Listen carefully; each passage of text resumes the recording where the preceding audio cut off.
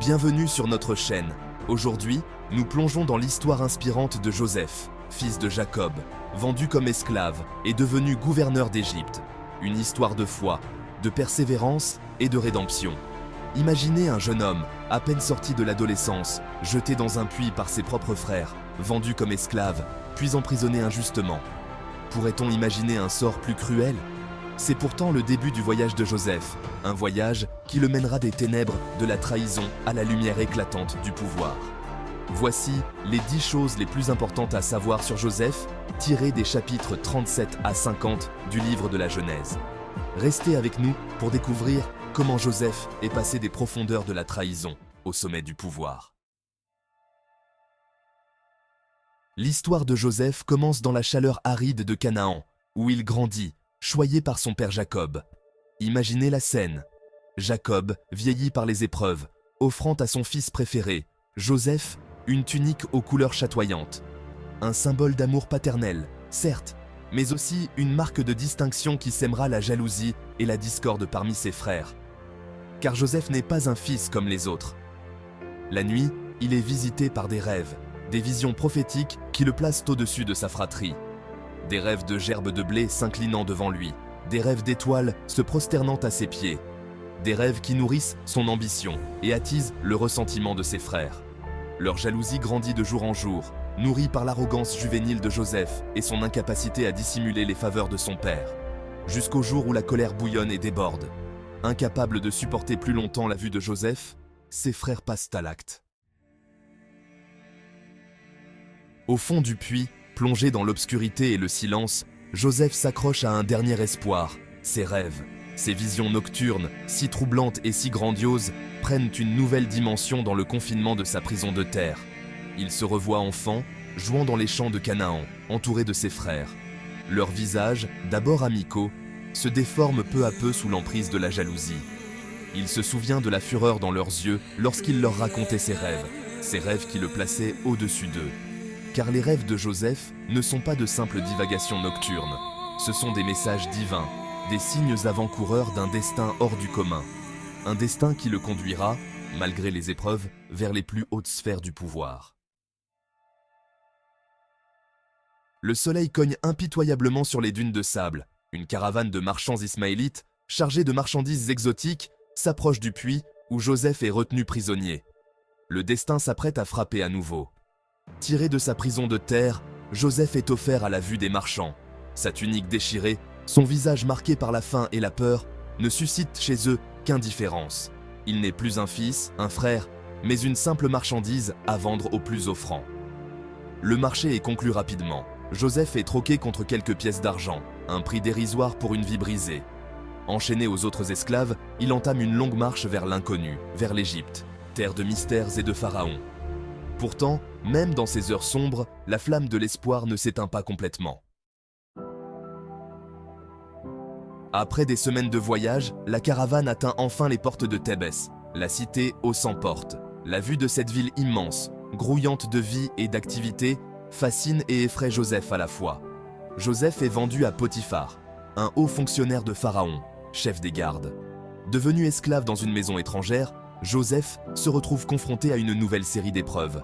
Les tâches sont rudes, les journées interminables et la nostalgie de sa terre natale le ronge. Pourtant, Joseph refuse de se laisser abattre. Doté d'une intelligence vive et d'une capacité de travail hors du commun, il s'applique à remplir ses tâches avec diligence et efficacité. Potiphar, impressionné par l'honnêteté et le dévouement de Joseph, lui confie des responsabilités de plus en plus importantes. Bientôt, il est nommé intendant de la maison, responsable de la gestion des domestiques et des biens de son maître. Malgré son ascension sociale, Joseph reste humble et fidèle à ses principes. Les années passent. Joseph, devenu un homme dans la force de l'âge, dirige la maison de Potiphar avec sagesse et efficacité. Sa beauté physique et sa droiture morale attirent l'attention de la femme de Potiphar, qui tente de le séduire. Mais Joseph, fidèle à ses principes et à Dieu, résiste à ses avances. Furieuse d'être rejetée, la femme de Potiphar accuse Joseph de tentative de viol. Elle monte un tissu de mensonges, utilisant sa position et son influence pour discréditer Joseph aux yeux de son mari. Potiphar, partagé entre la confiance qu'il porte à Joseph et les accusations de sa femme, se laisse influencer par la colère et la jalousie. Incapable de discerner le vrai du faux, il condamne Joseph à la prison, le précipitant à nouveau dans les ténèbres. La vie en prison est rythmée par la monotonie et le désespoir. Les jours se suivent et se ressemblent, interminables et vides de sens. Pourtant, même dans cet univers carcéral, Joseph refuse de se laisser abattre. Sa foi en Dieu est inébranlable et il met ses dons au service de ses codétenus. Un jour, deux nouveaux prisonniers arrivent, le chef des échansons et le chef des panetiers de Pharaon, tombés en disgrâce. Une nuit, ils sont tous deux troublés par des rêves étranges et symboliques. Intrigué par ces rêves, Joseph propose de les interpréter. Guidé par Dieu, il révèle au chef des échansons que son rêve annonce sa libération prochaine et son retour en grâce auprès de Pharaon. Au chef des panetiers, il prédit un sort plus funeste. Dans 3 jours, il sera pendu et les oiseaux mangeront sa chair.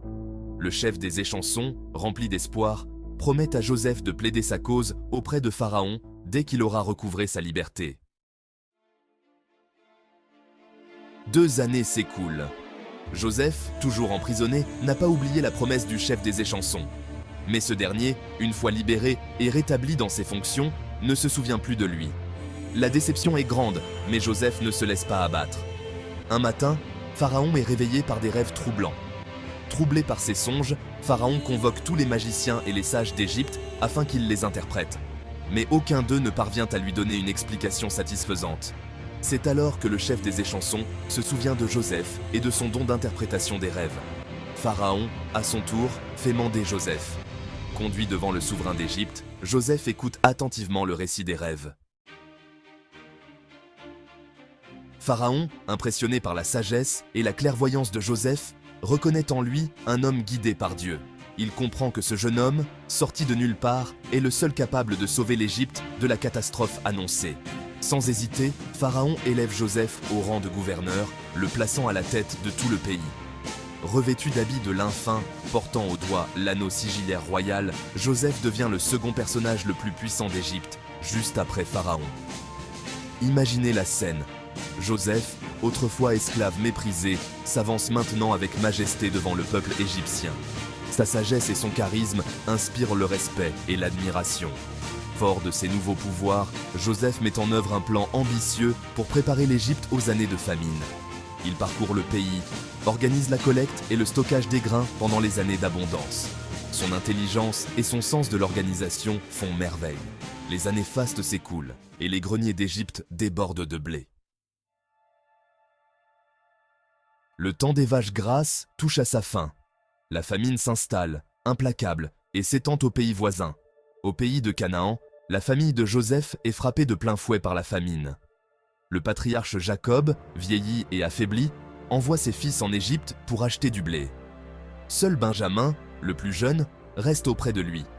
Ignorant que le gouverneur d'Égypte n'est autre que leur frère, vendu comme esclave de nombreuses années auparavant, les frères de Joseph se présentent devant lui, la tête basse, suppliant pour obtenir de la nourriture. Joseph les reconnaît immédiatement, mais décide de ne pas se dévoiler. Il leur parle durement, les accuse d'être des espions et exige qu'ils lui amènent Benjamin comme preuve de leur bonne foi. La famine s'aggravant, Jacob consent finalement à laisser Benjamin accompagner ses frères en Égypte.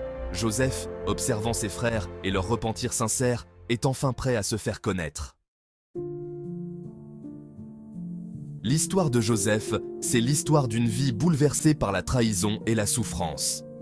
Mais c'est aussi l'histoire d'une foi inébranlable en Dieu. Joseph n'a jamais douté du plan divin. En pardonnant à ses frères, Joseph nous donne une leçon de compassion. L'histoire de Joseph nous rappelle que Dieu agit en toutes choses. Merci d'avoir regardé notre vidéo sur les 10 choses importantes à savoir sur Joseph. Nous espérons que cette histoire incroyable vous a inspiré et éclairé sur le pouvoir de la foi, de la persévérance et du pardon. L'histoire de Joseph nous rappelle que même au milieu des épreuves les plus difficiles, la lumière de l'espoir et de la foi peut nous guider vers un avenir meilleur. N'abandonnez jamais vos rêves et ayez toujours confiance en la puissance de la rédemption. N'oubliez pas de vous abonner à notre chaîne, de liker cette vidéo et de partager vos réflexions dans les commentaires. À très bientôt pour d'autres découvertes bibliques.